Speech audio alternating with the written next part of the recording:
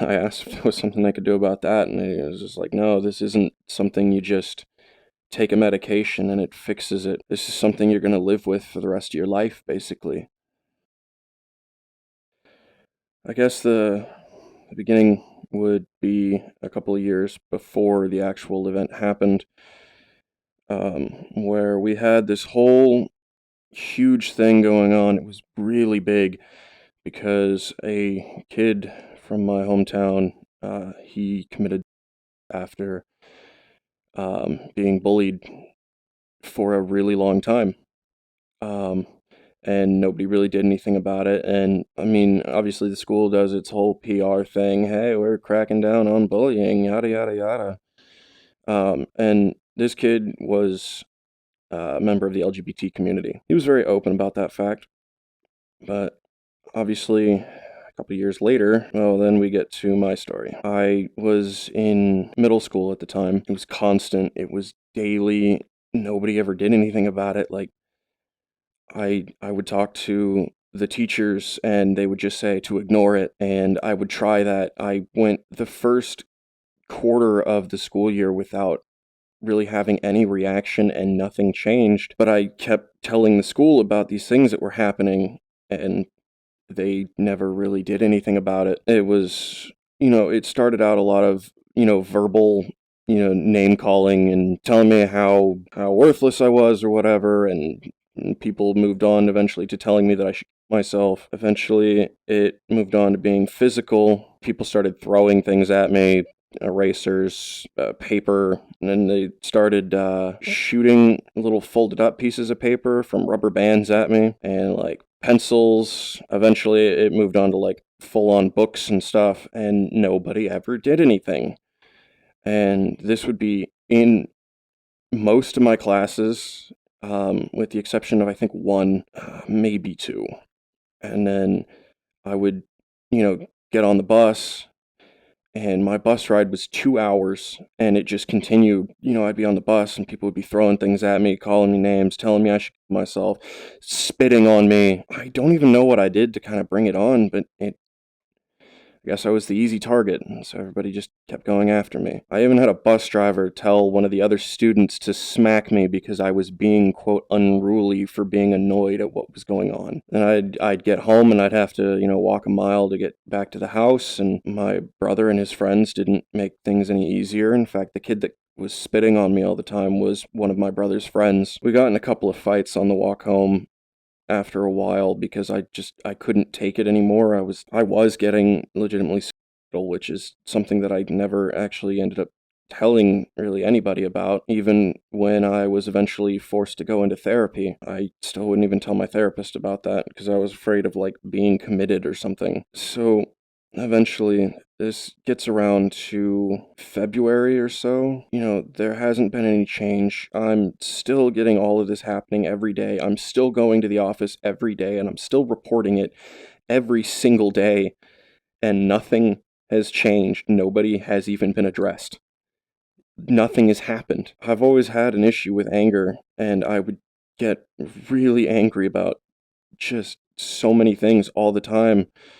And I mean, it turns out it's, a product of several mental illnesses that were going untreated, and the circumstances leading up to this shouldn't have happened, especially not in the district that I grew up in, just a year or 2 years after, the other kid. I took about a week where I couldn't do anything anymore. I was crying myself to sleep at night. The only reason I hadn't myself yet was because I had a pet, and I had to look after my pet because nobody in my house liked my pet. So what was going to happen if I died? After so many months of this, I remember being on my bus ride home, and I had that same kid like hawk a loogie on my back, and then I turned around and I swung at him, and then I got in trouble for that, but he didn't get in any trouble. Nobody else was getting in any trouble because everybody was just kind of, oh, well, he started it or whatever. And I hadn't. I had just been sitting there listening to music, bent over reading a book. Is how he spit on my back in the first place. And I just snapped. It was just, I was seeing red basically, and I was just like, I'm gonna go home and I'm gonna do it. I'm gonna go kill myself now. Like, this is it. I can't do this anymore. And then something in my head just broke, I guess. And it was just like, they've done this once before, and that kid killed himself, and nothing changed. The only way you're gonna change anything is if you kill them.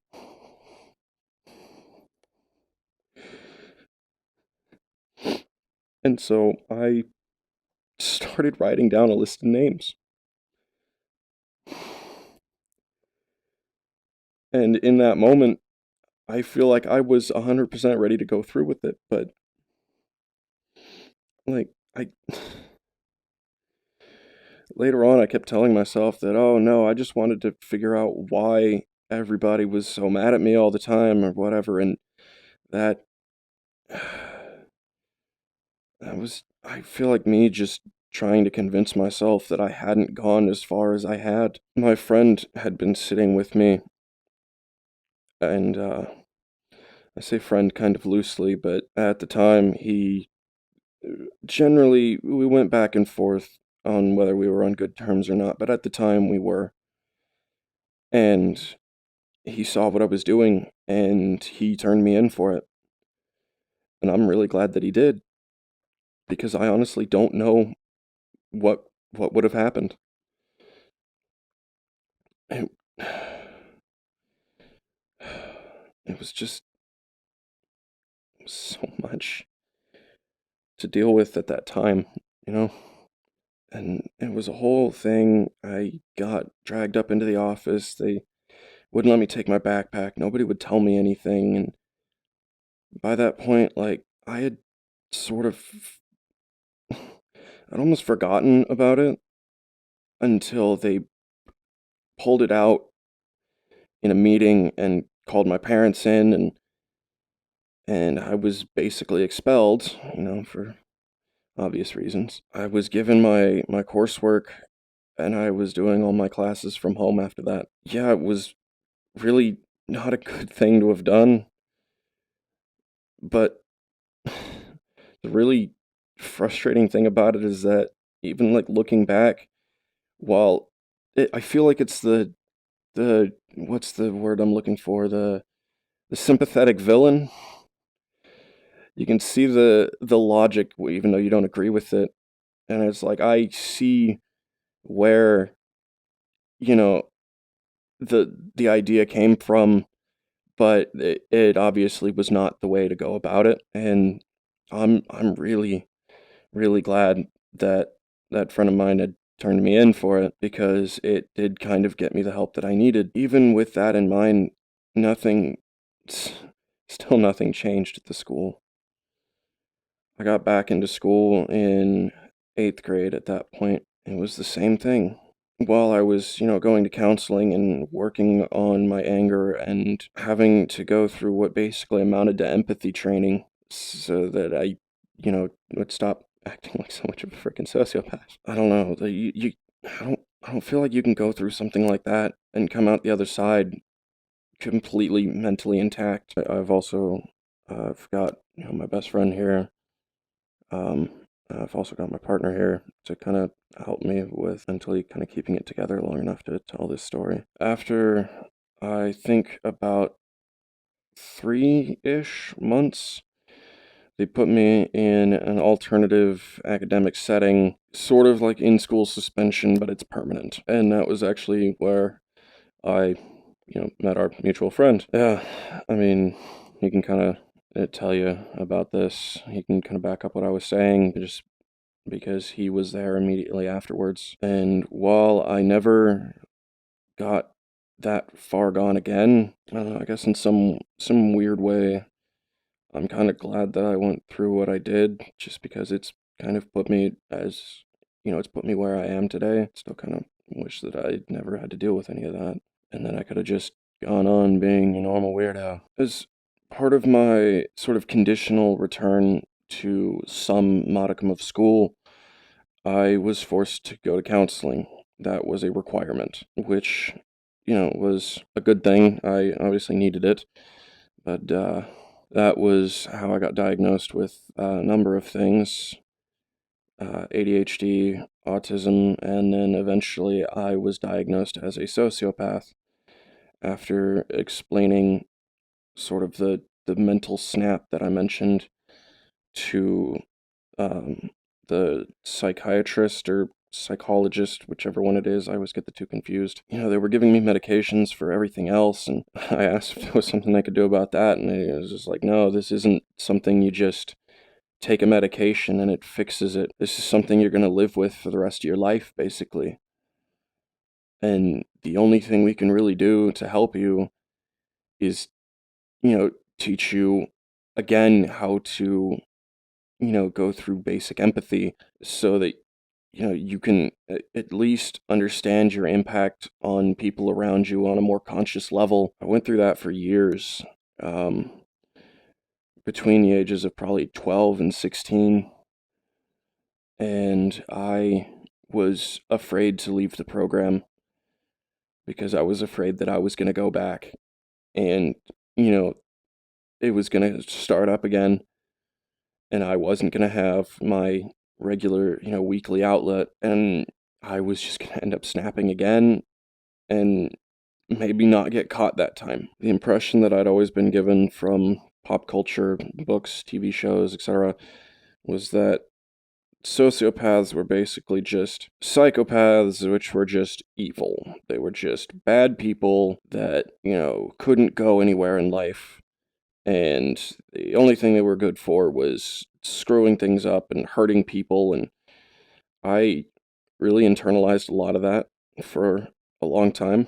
And it took a while for me to kind of break out of that mindset.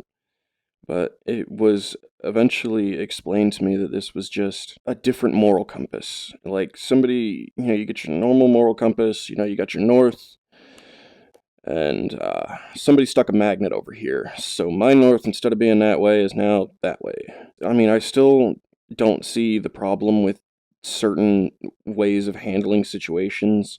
And like, I understand it from other people's perspective and why that isn't something that other people would think would be a good idea or would want to see done or whatever, but I just look at it and it's just clear line from what I want to how to get there, and it just cuts through all the extra crap that polite society, I guess, for lack of a better term, goes through. It sometimes takes a lot to not immediately just take that route because it is, well, it is technically the easy route. It's also generally the most destructive. I don't know, I once heard that same thought process is just ruthless efficiency, and I guess that is kind of a good way of describing being a sociopath. Is it's just ruthless efficiency. What do you want? How do you get it?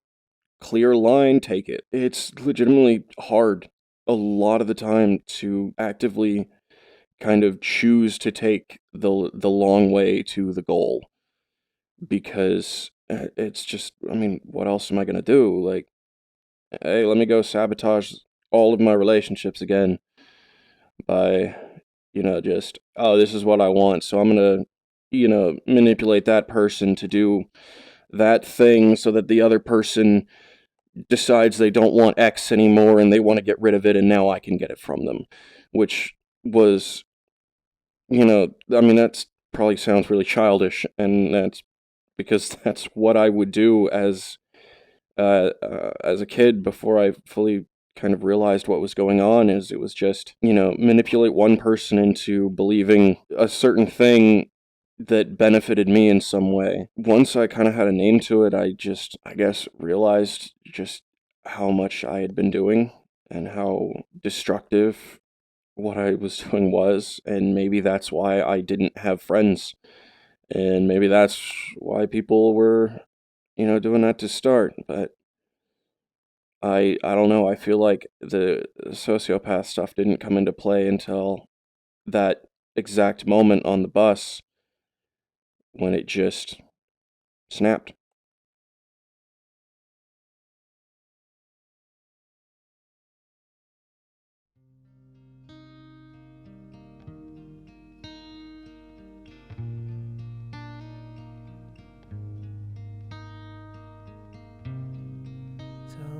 story, I wanna hear it.